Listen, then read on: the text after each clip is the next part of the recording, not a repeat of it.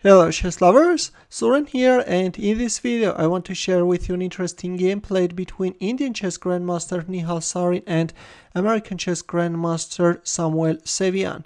This game was played on chess.com during Junior Speed Chess Championship. For those who do not know, Sevian won the match with a score of 17-8.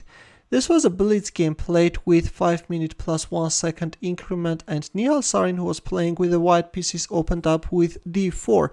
Sevian responded with knight f6, after which we have the Trampovsky attack. d5, black is inviting white to capture on f6, after which black can choose between e takes f6 or g takes f6. Both are strong continuations, but white played e3, e6, c4. The game took the shape of Queen's Gambit declined. Black castles kingside, knight f3, h6, bishop h4, knight e4. Another popular alternative is b6 in order to solve the development of the queenside bishop as soon as possible, but in our game we have knight e4, after which we have the exchange of dark squared bishops on e7, rook c1, and we have knight takes c3, rook takes c3, c6, bishop d3, knight d7. I have to tell you that all this is a theory seen many times. White castles kingside, d takes c4, bishop takes c4, and e5.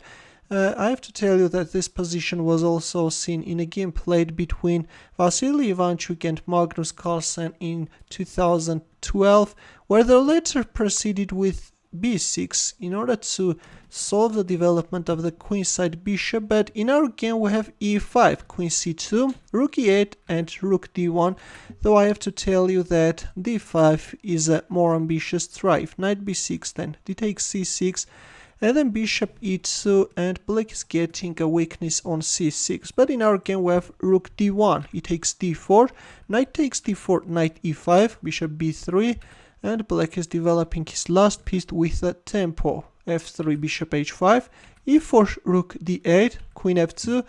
We have a peaceful game where the players have equal chances. Queen b4, maybe black has a slightly preferable position, but all in all the players have equal chances. a5 and knight f5.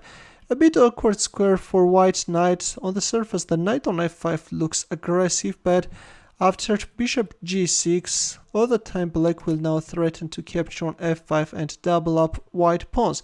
Rook takes d8, another inaccuracy by Nihal Sarin. In here it was better to play rook d4 and go for simplifications.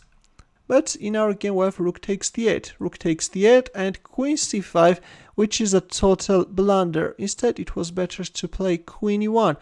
All the time going for the endgame favors white, but in our game we have queen c5, and the whole reason of publishing this game, guys, was black's next move. We have reached the critical position, and now you can pause the video and try to find the winning move for black. Actually, after Sevian's next move, Nihal Sarin resigned. Ready? It turns out that there is a back rank weakness, and Sevian went for rook d1 check, after which we have a resignation. This is both a deflective and at the same time a blockading move. Now if you accept the rook sacrifice and capture on d1 with the bishop, then you can get checkmated, or after rook d1 check, if you capture on d1 with your rook, then this time your queen is no longer protected and you can lose it.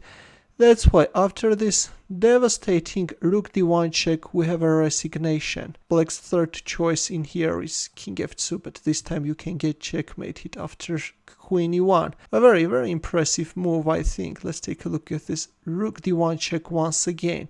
A classical example of a deflection and a blockading tactic. In the end, as usual, let's solve a chess puzzle. Please take a look at this position and try to find the winning line for white. I will wait for your answer in the comment section. Thanks for watching. Here are more suggestions for you. Consider checking them out as well. And in case you are not subscribed, feel free to join my channel for more awesome stuff. Take care.